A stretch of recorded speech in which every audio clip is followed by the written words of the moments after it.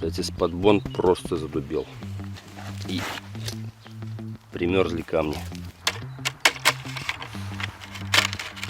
Ну вот, ледик. Машина, кубик льда. В общем, морозик такой к утру вообще не хилый. Вот такого я, кстати, еще не видел. Всем привет! 7 мая 2024 года. Я стартанул прямо с работы, вот будний день. Поехал укрывать виноград, потому что с 7 на 8 мая обещают заморозки в моем регионе до -1. И с 8 на 9 обещают заморозки где-то до -3, до -4. Прикол в том, что заморозки будут длительные. Они начнутся примерно с 12 ночи и до 6 утра. Кратковременные заморозки, в принципе, выдержит обычный спанбонд в 1 слой, в 2 слоя, в идеале, конечно. Но по прошлому году, когда были длительные заморозки, двойной спанбонд не выдержал. Все подморозилось, кое-что сохранилось, но, в общем, урожай был так себе.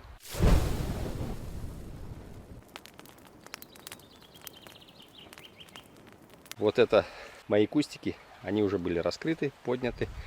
Я ожидал, что будут какие-то заморозки. Ну, если что, думал, по второй проволоке накину двойной спан, как обычно, если что, и будет нормально. Либо вот у меня дарнит еще зимнее укрытие, я не убирал. Можно опустить, отвязать и опустить все это на землю. И, скорее всего, я так и сделаю, потому что спан просто не справится. Если бы кратковременный заморозок, я бы, наверное, все-таки, ну, как обычно, спан и пленку. Вот такой двойной слой, он у меня обычно справлялся. Я боюсь, что этот длительный заморозок, он убьет все побеги. Поэтому делать нечего. Все положу на землю. Даже траву убирать не буду. Это будет дополнительная защита от заморозков. И укрою это все дарнитом. Дарнит более толстый. Возможно, сверху еще и пленку накину. Кто-то там справедливо заметил, что зачем было раскрывать и так далее. Если бы я не раскрыл, у меня трава была еще выше. Это уже она была покошено, это опять выросло. Если бы я тогда не поднял, оно все было уже запутанное, уже колоски проснулись и начинали цепляться за траву. Ну, я бы просто все попереламывал. Поэтому в любом случае подвязывать надо было, приподнимать. Поэтому я так и сделал. Да, танцы с бубнами, но что сделаешь, в моем регионе по-другому никак. Заморозки каждый год, а подвязывать как-то надо. В любом случае делаем какое-то временное укрытие, а какое, это уже каждый решает сам. Времени мало, буквально уже сейчас примерно 10 градусов, ближе к 10 вечера уже будет +2 и ночью будет уже около 0. Поэтому не буду терять времени, начну все это дело укрывать, снимать и укрывать. Ну все, наконец-то укрыл.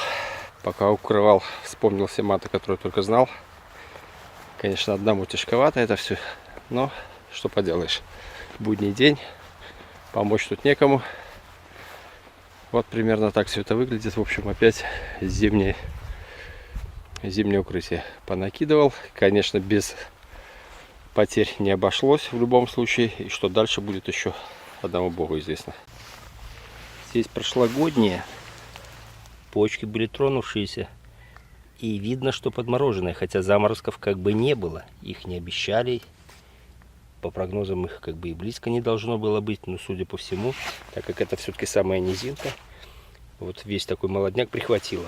Раз, и вот рядышком 2.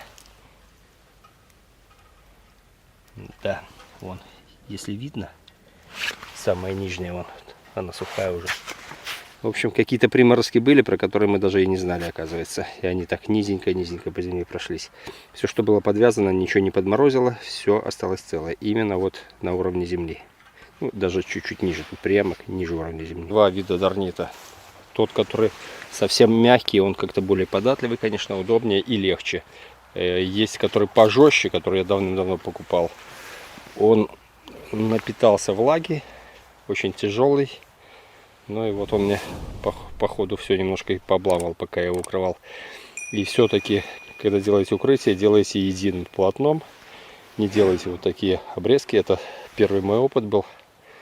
Я их, скорее всего, потом скреплю, чтобы не из 2 частей было, а одним целым полотном. И вообще от майских заморозков все-таки удобнее не дарнитом. Пусть будет двойной, тройной, четверной спан, но, наверное, все-таки спанбонд, потому что он все-таки легче и удобнее. Ну, правда, его больше ветром колошматит. Но тут как бы уже каждый выбирает сам, но я уже прихожу к такому выводу, что все-таки, как я раньше делал, шалаши, без них, наверное, не обойтись. Все равно надо делать шалаши.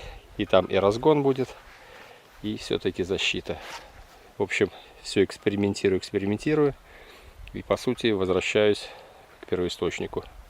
С чего начинал, видимо, этим и буду дальше укрывать. В дальнейшем только спаном. Двойным, тройным или спан с пленкой. Да, выпады есть, когда очень длительные заморозки. Но, блин, здесь тоже не гарантия. Но посмотрим. Емкости с водой он поставил. Были, ну, скажем, много тут не наставишь, но что было, то поставил. Оно все-таки как-то немножко будет сбивать температуру. Ну, по идее, под дарнитом должно как-то все-таки пережить. Но опять же, зависит от того, насколько он будет сильный заморозок и насколько длительный. Но длительность будет вся ночь. Ну и само собой, без травм, конечно же, не обошлось. Что поделаешь, когда один укрываешь, очень тяжело. Обязательно нужны помощники. Это быстрее и проще. Ну вот, целый день было пасмурно и ветрено. Сейчас ветра нет. Небо ясное. Это все признаки заморозка. Ждем. Ну что, доброе утро. Извиняйте, что морда лица немножко помятая. Короче, вот проснулся сразу с видеоотчетом. Посмотрим, что у нас. Я думаю, и не все видят. Вода.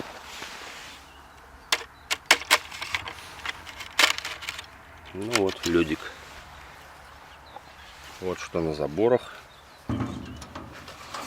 Сейчас глянем, что у нас на машине. Машина кубик льда. И если видно, вон испарина прямо идет от забора. Солнышко попадает. В общем, морозик такой к утру вообще нехилый. Ночью так, наверное, около -1 было. И ближе, наверное, к 5-6 утра было вообще капец. Ну вон, оттаиваем потиху. Вот такого я, кстати, еще не видел. Красота. Кстати, спанбонд просто задубел. И примерзли камни. Ну что, заглянем.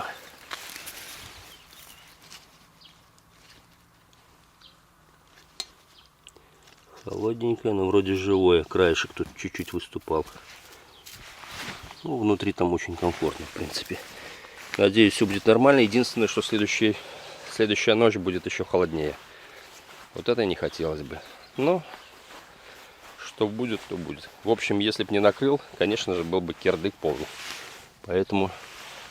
А вот этот спанбонд, кстати, он мягенький. В общем, выбирайте... Ой, не спанбонд, дарнит.